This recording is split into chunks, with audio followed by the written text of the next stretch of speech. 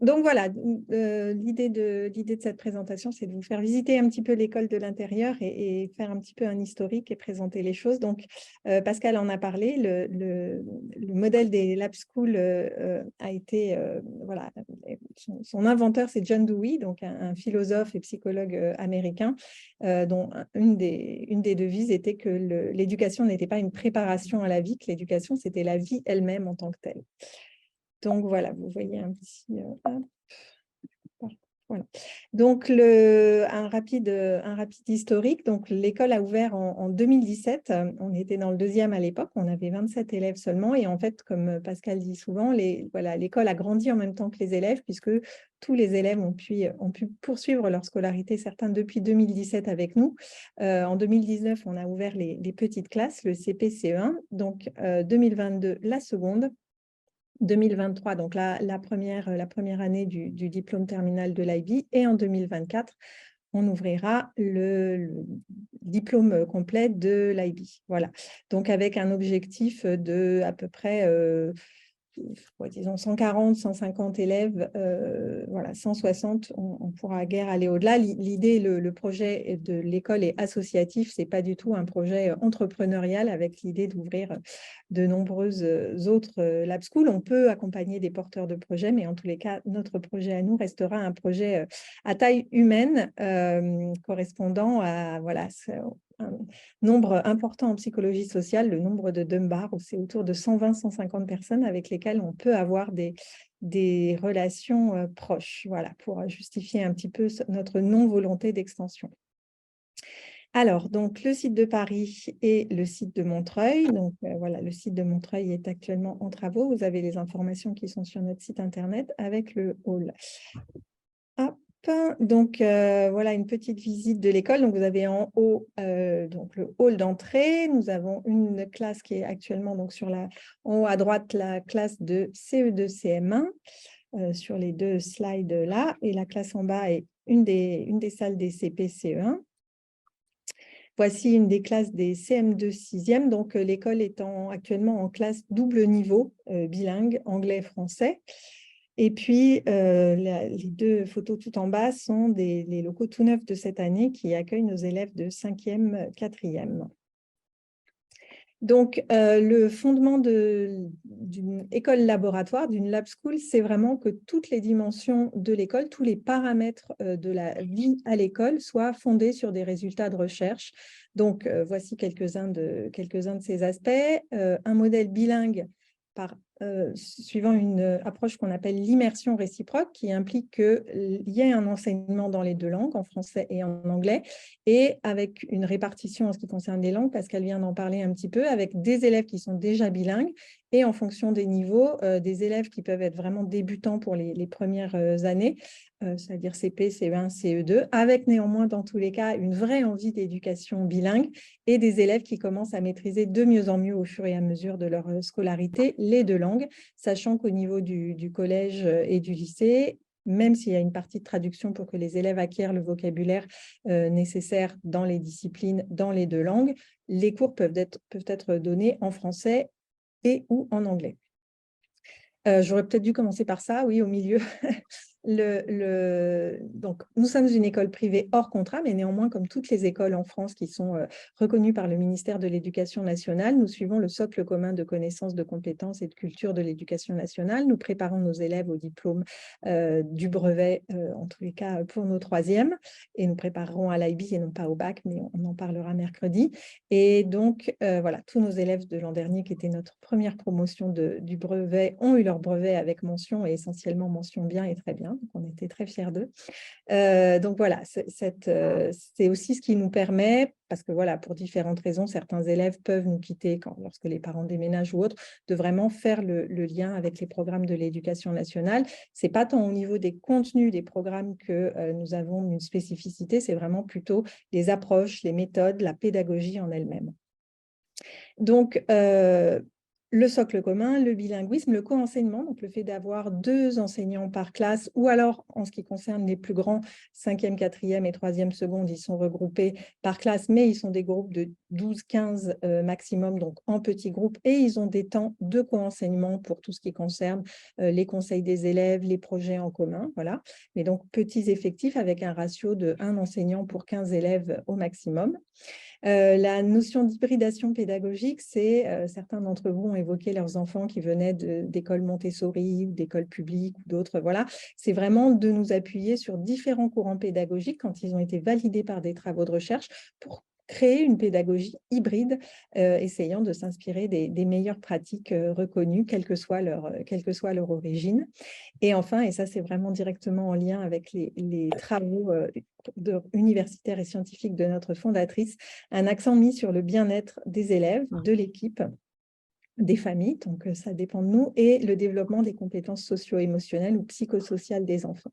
Donc voilà, toutes ces dimensions sont aussi celles sur lesquelles nous menons avec des chercheurs invités et d'autres, des étudiants, des travaux de recherche à l'école. Donc, je l'ai dit, l'école est une école associative hors contrat. Donc, nous avons la particularité par rapport à d'autres écoles de nous adapter aux revenus des familles afin de garantir une vraie mixité sociale et culturelle à l'école. C'est un axe extrêmement important puisque nous ne voulons pas faire une petite contre-société, mais vraiment être représentatifs des écoles publiques, tout venant. Ce qui conduit à ce que 71% de nos élèves bénéficient de frais de scolarité réduits par des ressources autres et par une péréquation entre les familles. Donc, vous voyez les tranches de bourses. J'en profite parce que c'est souvent des questions qu'il y a. Nous avons un nombre limité de bourses, évidemment, puisque les frais de l'école sont fixes et que, je le redis, nous ne recevons aucun financement public d'aucune sorte. Donc, tous les frais liés à la scolarité sont à la charge de l'association, sachant que nous avons fait le calcul. Nos élèves, bien que notre taux d'encadrement soit à peu près le double, en tous les cas plus élevé que dans l'éducation nationale, le coût effectif d'un élève tout compris est à peu près du même ordre qu'à l'éducation nationale. Donc, vous voyez les différentes tranches de bourse et effectivement, puisque nous avons assez peu de tranches de bourse, assez peu de bourses, pardon, notamment dans les niveaux inférieurs, il est vraiment important que vous fassiez l'inscription aussitôt que possible pour pouvoir éventuellement bénéficier d'une bourse correspondant à votre niveau de revenu. Donc, voilà, sur le site, on a des informations concernant la cantine, les devoirs, le nombre d'élèves, j'en ai déjà parlé, les emplois du temps. Nous offrons évidemment une garderie et des activités périscolaires animées par des partenaires dans nos locaux. Donc, c'est des questions sur lesquelles on peut revenir. Voici donc un exemple. Alors, du coup, comme mon écran est trop grand, c'est l'emploi du temps des CP-CE1, donc les horaires scolaires, toujours pour des raisons de conformité aux résultats des recherches, nous avons conservé, alors la plupart des écoles à Paris aussi, oui, mais pas en France, donc les 5 matinées par semaine. Pour avoir le même quota horaire que l'éducation nationale, c'est le mercredi après-midi et le vendredi après-midi qui sont libérés, pendant lesquels nous proposons néanmoins des activités périscolaires à l'école jusqu'à 16 h. Ou alors une garderie le vendredi après-midi. Il y a aussi une activité périscolaire. Oui. Enfin voilà, donc avec vraiment une concentration des fondamentaux dans les temps d'enseignement du matin et les après-midi qui sont plus consacrés à des activités en groupe, pédagogie de projet, sport et autres disciplines. Donc voici un petit aperçu de notre équipe actuelle. Alors, moi, je la vois à moitié, mais donc vous voyez les enseignants et puis notre équipe administrative développement et notre équipe recherche. J'en profite aussi pour dire que nous avons la chance d'être accompagnés par des jeunes gens qui font leur service civique chez nous, qui sont d'une aide précieuse et on a beaucoup de candidatures. On a tous les ans une dizaine de jeunes gens en service civique. Si vous connaissez aussi des jeunes gens qui sont intéressés par un service civique chez nous, ils peuvent nous contacter dans l'année. Pour l'année prochaine, on les accueillera avec plaisir. Donc, je vais essayer de lancer la petite vidéo de présentation.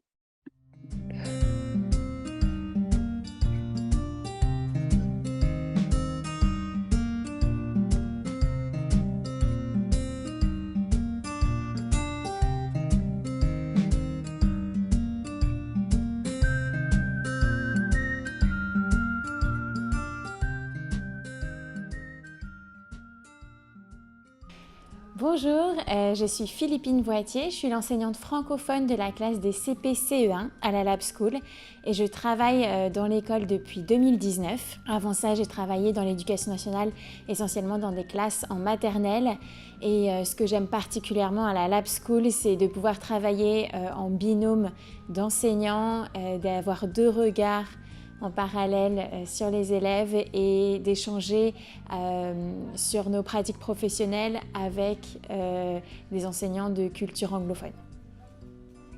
Hi, I'm Angeline. I'm the English teacher for CP and CE1 at Lab School. Before I came to Lab School, I taught in international schools in Spain. Before that, I taught for 10 years in London. Bonjour, alors je m'appelle Océane Dujas, je suis l'enseignante francophone à la Lab School depuis la rentrée 2022. Je suis professeure des écoles depuis 6 ans, j'ai enseigné 5 ans à Toulouse dans l'éducation nationale. Je suis partie une année faire du FLE aux États-Unis. Hi, I'm Niasha and I'm the Anglophone teacher for the CE2 CM1. I joined Lab School a year ago and before that I was in the UK working as a French teacher and deputy head of year at a secondary school. I'm delighted to spend another year with the students and team here at Lab School. Bonjour, je m'appelle Pauline, je suis enseignante de CM de 6e à la Lab School depuis 2018 et j'ai été formée en Angleterre pour enseigner le français langue étrangère. Hi, my name is Lauren. I'm the Anglophone teacher in CM2 6e. I am a Scottish primary teacher and I just moved back to Paris in August of this year. I'm so happy to be at Lab School. Bonjour, je suis Adrien, enseignant à la Lab School. J'enseigne le français, l'histoire et la géographie. De formation, j'ai appris le français en lettres modernes à la Sorbonne en France et je suis arrivé à l'enseignement de l'histoire pour des raisons plutôt personnelles liées à ma passion pour la géographie et l'histoire.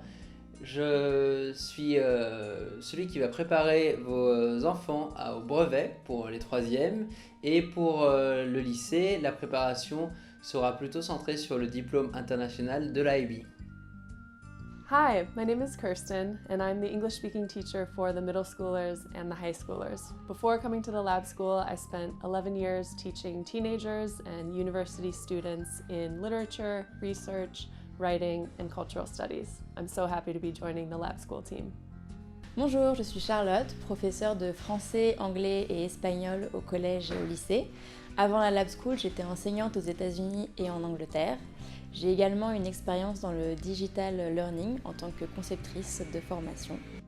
Bonjour, je m'appelle Fabrice, je suis enseignant de mathématiques à la Lab School. J'enseigne principalement en anglais, mais assez fréquemment en français aussi. J'ai travaillé dans différentes écoles internationales dans plusieurs pays différents. Et mon style d'enseignement est un style d'enseignement assez non directif et non frontal. En fait, je me vois plus comme un facilitateur de savoir plutôt qu'un transmetteur de savoir.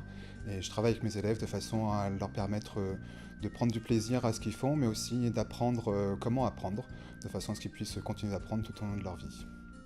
My name is Sarah. I'm the science teacher for the middle and high school. My teaching philosophy is to help students develop their curiosity for the world that surrounds them. I conduct my classes in both French and English, but mainly in English to help them develop their bilingualism. At the Lab School, in addition, I am the IBDP coordinator. I am helping the students to transition to the years of high school. Je m'appelle Virginie, je suis professeure de mathématiques au cycle 4 à la Lab School pour la 2e année. J'ai rejoint l'école parce que je m'intéressais à une école qui était orientée solution dans la manière de faire apprendre aux enfants les mathématiques et les autres matières.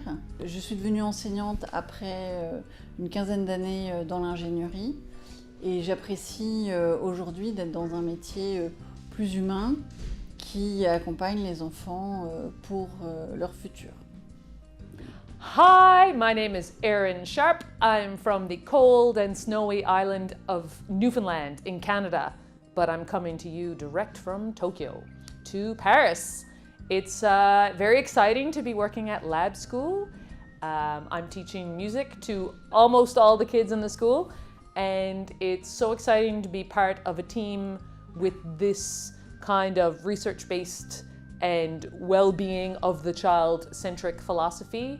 Bonjour, je m'appelle Irène, je suis la directrice pédagogique adjointe à la Lab School, professeure des écoles de formation ainsi que professeure de langue étrangère espagnol et anglais. J'ai rejoint la Lab School pour un poste plutôt dans la direction, donc je m'occupe d'un côté de l'accompagnement pédagogique de l'équipe et aussi des élèves, et après d'un autre côté de l'accompagnement des familles qui déjà souhaitent rejoindre la Lab School et des familles qui sont à la Lab School, donc je fais un peu le lien entre l'école et les familles. Bonjour, je suis Margot, la chargée de communication de la Lab School. Après un master en design graphique, je rejoins l'équipe en 2019. En plus de m'occuper de la création de contenu des réseaux sociaux, je suis également en charge des services civiques et des cours d'art plastique. Bonjour, je suis Tamara Obiali. Je suis la responsable périscolaire et je m'occupe de la pause méridienne et de la garderie. Je suis également en charge d'autres missions en accompagnement d'élèves et en administratif et de services généraux.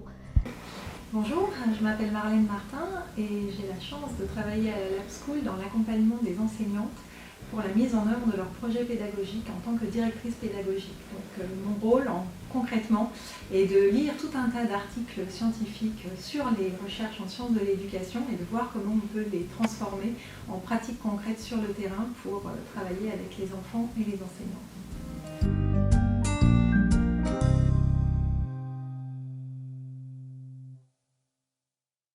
Voilà, j'espère que vous avez tous bien entendu, mais le son me semblait bon. Du coup, il nous reste voilà, une vingtaine de minutes pour des questions après cette présentation de notre super équipe. Donc pareil, peut-être en levant la main si vous avez des questions. Et je regarde.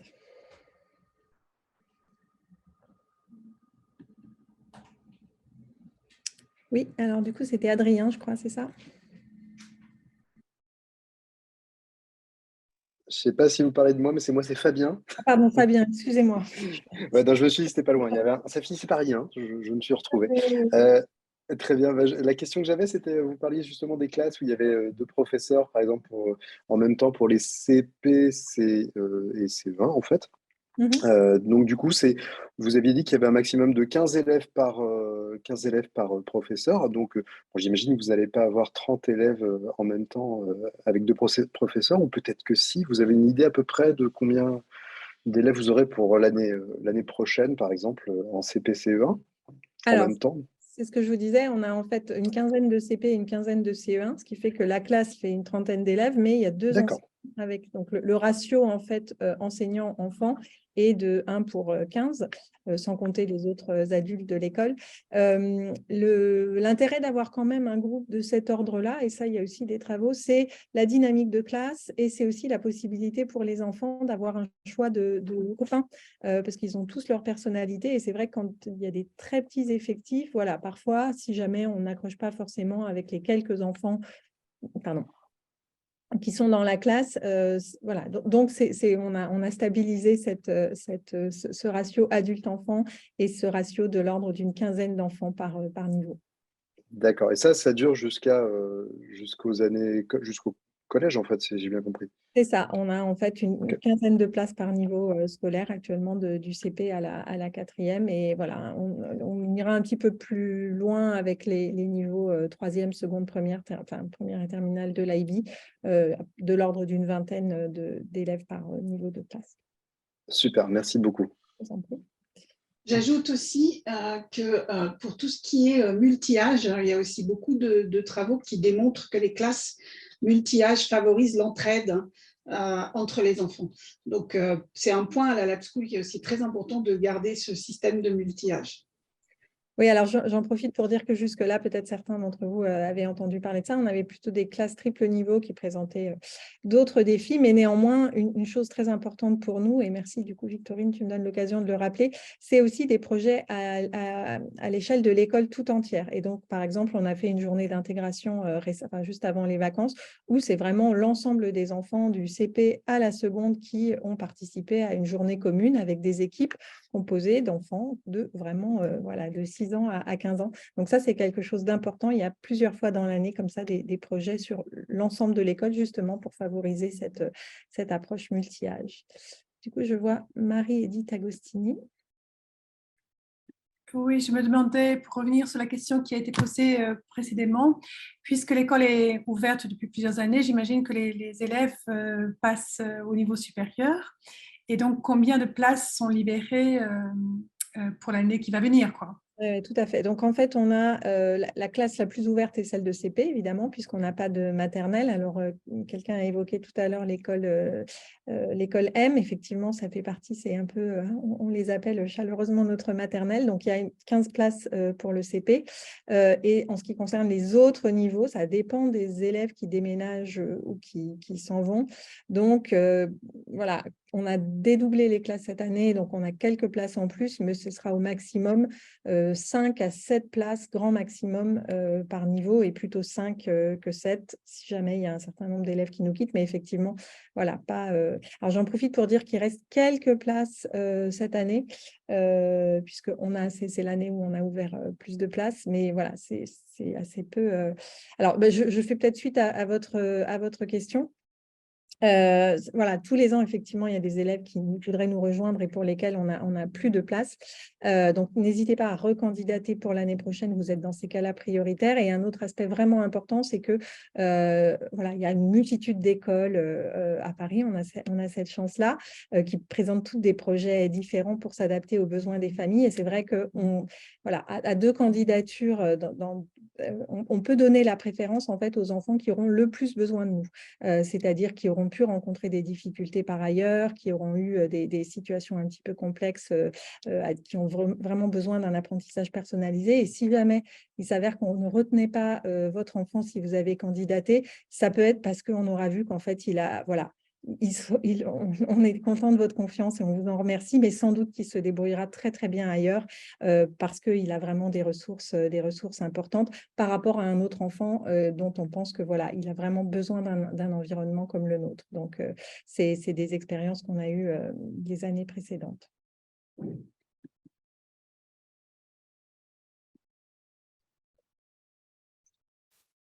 Bonsoir. Bonsoir. Je me permets de prendre la parole parce que le bouton main a disparu de la version du logiciel. Je suis avec ma fille Anna. Pour répondre à la toute première question où on avait connu l'école, nous c'est par Madame Charade, qui est la maman de Leïla, qui nous a parlé moultement de votre école. Et nous, on avait une question, c'était par rapport à l'anglais. Est-ce que les enfants doivent avoir un niveau d'anglais particulier? Anna rentrerait en 6e à la rentrée. Voilà. D'accord. Alors, Pascal l'a un petit peu abordé, je l'ai un petit peu dit dans la présentation. L'idée d'être une école bilingue, ce n'est pas de n'accueillir que des enfants qui sont déjà bilingues. En revanche, c'est d'accueillir des enfants qui sont vraiment engagés dans le fait de devenir bilingue, c'est-à-dire que la langue et la culture, les langues, enfin la langue anglaise et les cultures anglo-saxonnes ou anglophones en tous les cas, les intéressent. Et voilà, donc il est arrivé que des enfants nous rejoignent à partir du CM1, CM2 en ayant juste un niveau d'anglais scolaire issu de l'école publique française. Dans ces cas-là, et j'en profite pour le signaler, c'est des enfants qui ont fait un voyage à l'étranger ou une colonie dans laquelle anglophone, où vraiment pendant l'été, toute la famille s'est engagée à parler anglais, à regarder des films en anglais, à lire des livres en anglais, à acquérir avec des petits moyens ludiques, des applis style Duolingo ou autres, de l'anglais, parce que voilà, on va traduire, bien sûr, on ne laisse pas un enfant en difficulté par rapport à l'anglais et rapidement, tout ce qui est organisation de la classe s'apprend, mais il faut vraiment avoir envie de parler anglais et français pour venir chez nous, que les enfants soient d'ailleurs plus anglophones ou plus francophones originellement. Donc voilà, c'est pour ça que c'est important si voilà, le niveau d'anglais est un niveau d'anglais scolaire et on est seulement en novembre, donc d'ici à la rentrée, il y a vraiment le temps voilà, d'avoir une maîtrise tout à fait suffisante et satisfaisante pour nous rejoindre. On ne fait pas de test de langue, hein, ce n'est pas du tout ça. Mais il faut qu'il y ait cet engagement et ça peut demander du travail. Il y a vraiment un plaisir important après dans la maîtrise des langues. C'est un atout important pour la suite des études. Et c'est pour ça aussi qu'on a tenu à avoir ce modèle d'école bilingue.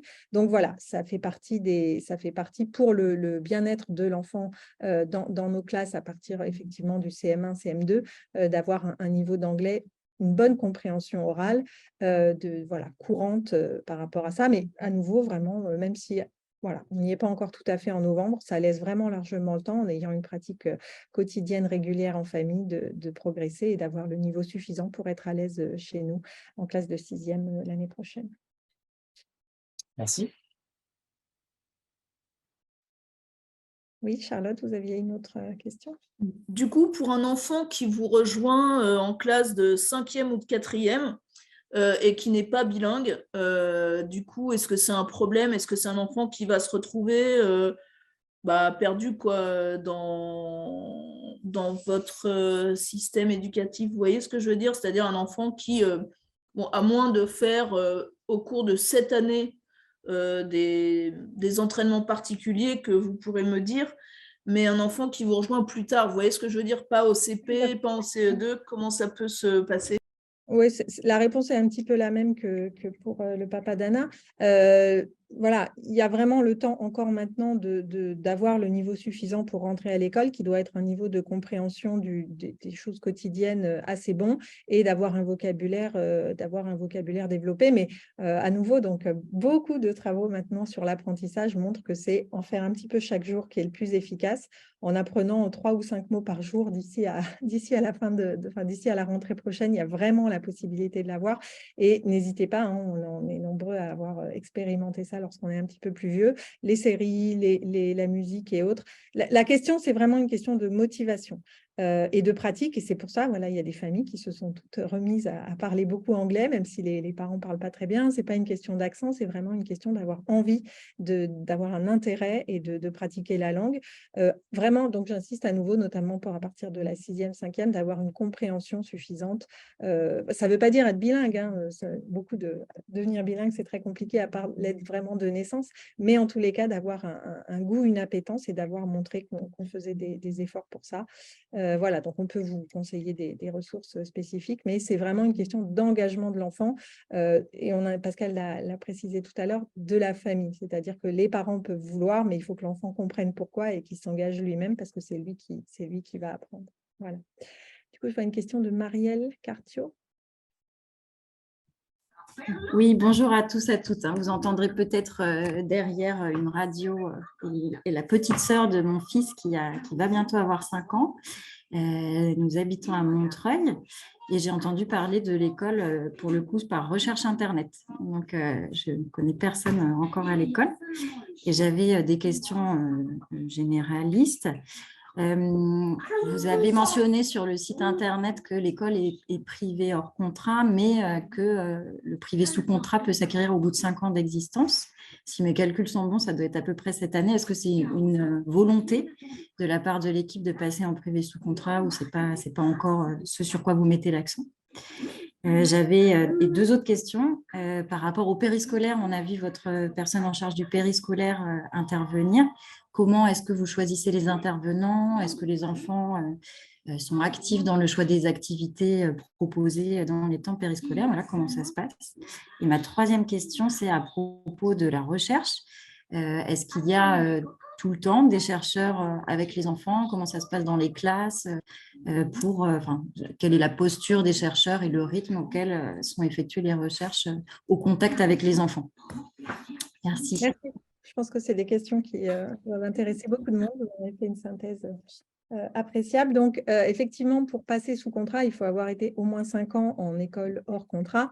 Mais alors, il y a plusieurs éléments. Effectivement, au départ, notre volonté était de passer sous contrat. Et c'est pour ça qu'on a vraiment non seulement on suit évidemment les programmes du socle commun, mais qu'on a des liens privilégiés avec l'éducation nationale à beaucoup d'égards. Alors, la question du passage sous contrat, c'est plutôt, on a eu une discussion récemment avec le directeur académique. En fait, il faut que ce soit l'éducation nationale qui souhaite maintenant avoir des écoles qui passent sous contrat. Et à Paris, c'est un petit peu compliqué puisqu'ils sont plutôt en déclin démographique et que donc, ils sont plutôt à fermer des écoles qu'à dire on a un besoin de nouvelles écoles qui ne sont pas les écoles publiques. Donc ça, c'est un premier élément. Un deuxième élément, c'est que pour donc être sous contrat, il faut avoir le ratio adulte-enfant de l'éducation nationale, qui n'est pas tout à fait de 1 pour 15, parce qu'évidemment, l'éducation nationale souhaite des conditions égales ou à peu près équivalentes en tous les cas pour les élèves, et que nous, ça nous pose un problème en tous les cas en l'état actuel des ratios de l'éducation nationale. Et une dernière raison, c'est aussi que donc, quand on est sous contrat, ça veut dire que c'est l'État l'éducation nationale qui affecte des enseignants dans les écoles en fonction d'un barème de points et autres. Et par ailleurs, c'est des enseignants, alors bon, il y a eu quelques écarts là avec les contractuels, mais néanmoins, en général, c'est des enseignants qui sont titulaires des concours de l'éducation nationale. Et vous l'avez vu, donc on a des enseignants qui sont tous dotés de diplômes d'enseignants, évidemment, mais qui peuvent être canadiens, qui peuvent être américains, qui peuvent être gallois, écossais ou autres, et à qui on ne demande pas de passer les concours de l'éducation nationale.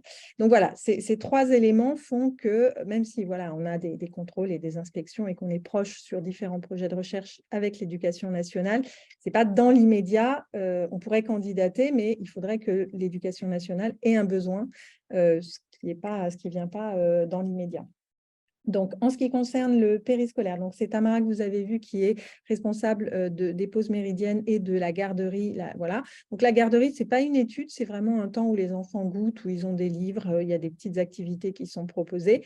Mais donc ça, c'est vraiment notre accueil interne. Et on a aussi des activités périscolaires qui, là, sont au choix des familles et en supplément. Voilà, où on s'engage en général pour un trimestre à peu près, puisqu'il y a une programmation pédagogique des différentes activités. Donc ça, vous le verrez sur notre site. Vous avez une séance d'essai à chaque fois pour voir. Donc là, voilà, nous, on choisit ces intervenants parce qu'ils ont des activités qui nous paraissent intéressantes, qu'ils ont la même philosophie d'accueil que celle que nous, on peut avoir. Et ça, c'est vraiment au choix des familles et au goût des enfants. Et enfin, la question de la recherche. Donc, il n'y a pas tout le temps des chercheurs dans l'école, sauf moi et Pascal souvent. Mais voilà, donc moi, je suis doctorante à l'Université de Caen. Néanmoins, donc, on a en fait des chercheurs qui nous contactent de plus en plus maintenant pour nous proposer des projets. Donc, à chaque fois qu'il y a un projet, évidemment, ça se fait dans le cadre des conditions éthiques de l'université. Donc, il y a une présentation de la recherche aux parents. Lorsqu'il y a des entretiens ou des choses comme ça, les enfants et les parents doivent donner un consentement éclairé avec toujours la possibilité de le retirer. Et ce qui nous fait sélectionner des projets de recherche qu'on souhaite mener à l'école, c'est vraiment que ça apporte quelque chose aux enfants, aux enseignants, à notre équipe, ne serait-ce que, et c'est déjà beaucoup, et ça explique bien notre lien avec la recherche, le fait que les enfants comprennent ce que c'est que la recherche, qui n'est pas juste une question d'éprouvettes et de blouse blanche et de cheveux en l'air, mais voilà, la recherche en sciences humaines, la recherche en pédagogie, ça peut être autre chose, ça peut être des entretiens, ça peut être des questionnaires, ça peut être des observations. Donc, il y a entre 4 et 5 projets de recherche qui sont menés par an, en général en sociologie, en psychologie ou en sciences de l'éducation. Vous pouvez trouver sur notre chaîne YouTube la présentation des apéros dans lesquels les chercheurs qui ont mené des projets chez nous expliquent un petit peu ce qu'ils ont fait. Et voilà, donc la question de la posture, c'est de toute façon des chercheurs qui sont habitués à travailler avec les enfants, et c'est toujours sous le contrôle scientifique de Pascal pour que ce soit vraiment profitable à tout le monde. J'en profite pour expliquer qu'on a souvent un biais avec beaucoup de parents chercheurs qui sont intéressés, et la question de est-ce qu'on met des électrodes sur la tête des enfants, on ne l'a pas encore fait, mais voilà, si certains le souhaitent, on a des choses intéressantes en imagerie, notamment sur la question du développement de la lecture et de la manière dont les zones s'activent après différemment. Voilà. Est-ce que j'ai répondu à vos questions? J'ai essayé de faire rapide pour qu'on puisse en prendre encore une ou deux. Tu as une question dans le chat, Marlène, sur la pause du déjeuner. Alors, je redescends. Donc, comment se passe le temps du déjeuner? Donc, on n'a pas de cantine, de réfectoire en dehors de la classe. Les enfants prennent leur déjeuner à l'école. Jusqu'à il y a 2 ans, c'était uniquement un système de lunchbox dans des boîtes isothermes, mais depuis 1 an et demi, suite à l'initiative de l'association de parents d'élèves, on peut avoir l'épicerie cantine, qui est une petite structure juste en face de l'école, qui dépose en fait le déjeuner. Donc ça, c'est entièrement géré par les parents. Vous aurez le contact à la rentrée si vous êtes intéressés. Donc les enfants déjeunent avec leurs copains dans la classe sous la supervision donc de Tamara et puis de l'ensemble de l'équipe alternativement. Et ensuite, ils se rendent, alors, à moins qu'il fasse moins 15, mais vraiment, on essaye de les emmener tous les jours à la pause dehors, dans un des parcs à côté de l'école, pour faire des jeux, se dépenser physiquement et avoir vraiment un temps à l'extérieur et un temps d'activité physique. On est très sensible à tous les travaux qui montrent le besoin de bouger des enfants, le besoin de prendre l'air, de se dépenser physiquement. Donc voilà, et ils reviennent pour 14 heures à peu près pour les plus jeunes. Et les pauses méridiennes sont un petit peu raccourcies pour les plus grands à partir de la 5e, 4e, parce que déjà ils commencent plus tard et qu'on veut qu'ils finissent pas trop tard. On a des arrivées décalées entre 8h20 et 9h en fonction des rythmes des enfants. Mais néanmoins, on insiste vraiment auprès des enfants pour qu'ils sortent et qu'ils prennent air. Et ils aiment bien, on a la chance d'avoir des jolis parcs tout à côté de l'école. Et donc voilà, comme ça, ils ont un minimum d'activité physique garantie. Du coup, je n'ai pas remonté les autres vidéos. Alors, s'il y a d'autres personnes qui n'ont pas le bouton main, n'hésitez pas à prendre la parole et puis on va se réguler. On a le temps pour encore 1 ou 2 questions maximum. Donc, du coup, Martin Dick Lauder. Bonsoir. Juste, j'ai adoré votre présentation.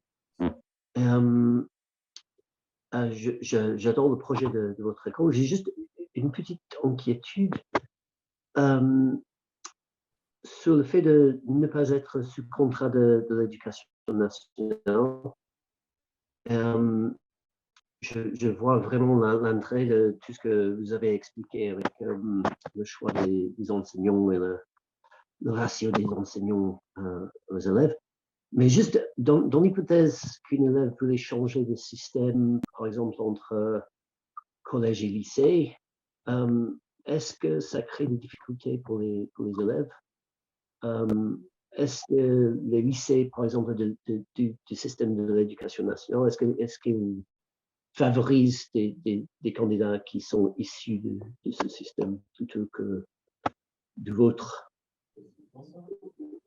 Alors, effectivement, donc la question se pose donc, pour des élèves qui nous quitteraient en CM2 pour rentrer dans le public en 6e, par exemple. Donc, alors, il y a la question du lycée, mais si d'autres parents sont concernés par ça. Donc, si un enfant, alors je vais être complètement complète, donc avant la 6e, en fait, il n'y a pas d'examen, il n'y a pas de formalité particulière. Si votre enfant reste avec vous, par exemple, en CE2 et rejoint une école publique ou privée sous contrat en CM1, vous avez simplement à l'inscrire. Lorsqu'un enfant passe du système privé sous contrat en 6e, il y a un examen d'entrée, mais qui est pas un examen, qui est plutôt un examen très facile. D'ailleurs, nos élèves qui l'ont passé l'ont tout eu, qui sert à évaluer le niveau pour que l'éducation nationale sache bien l'orienter. Si jamais, j'imagine, un élève échoue à cet examen, il va simplement rentrer en CM2, mais de toute façon, il est accepté dans le public puisque le public a cette obligation réglementaire en fait, d'accepter les élèves. Et en ce qui concerne les élèves qui nous quitteraient en 3e pour entrer dans un lycée public, donc de toute façon, ils doivent passer par le système AFELNET en tant que candidat libre. Et donc là, ils disposent des éléments, des bulletins scolaires que nous, on met. Un certain nombre de directeurs nous connaissent déjà ou se renseignent sur nous. À notre connaissance, pour les élèves qui nous ont quittés, ils ont été admis dans les lycées de secteur de leur lieu de résidence sans difficulté. À nouveau, le public a l'obligation de fait d'accepter dans un établissement. Alors après, ce n'est pas toujours, mais ça c'est pareil sur Affelnet, hein, c'est le système d'affectation des élèves du public. Il y a une question de niveau de la famille, de points en fonction de si on est boursier, de si on est handicapé, d'un certain nombre de choses. Et voilà, même en venant d'un collège public, tout le monde n'est pas affecté dans le lycée de son choix via Affelnet. Voilà. J'ai répondu à votre question? Oui, merci.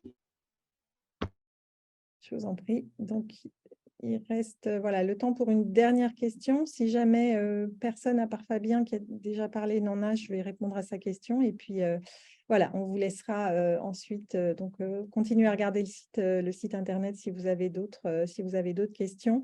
Et puis ensuite, donc, contacter, vous avez toutes les infos sur notre site internet, vous inscrire sur MySchool avec les informations. Et là, vous serez recontacté par Irène pour fixer un rendez-vous, comme je le disais au début de la réunion, pour échanger sur les besoins et la situation vraiment particulière de votre enfant. Du coup, Fabien. Pardon, je vais juste rajouter, vous allez recevoir un mail du coup, pas ce soir, mais plutôt demain, avec un peu le lien pour MySchool dont parlait à l'instant Marlène, pour donner suite à la demande de préinscription si vous souhaitez. Voilà. Merci Irène. Merci. Du coup, Fabien, je vous écoute et puis on vous souhaitera une bonne soirée après ça.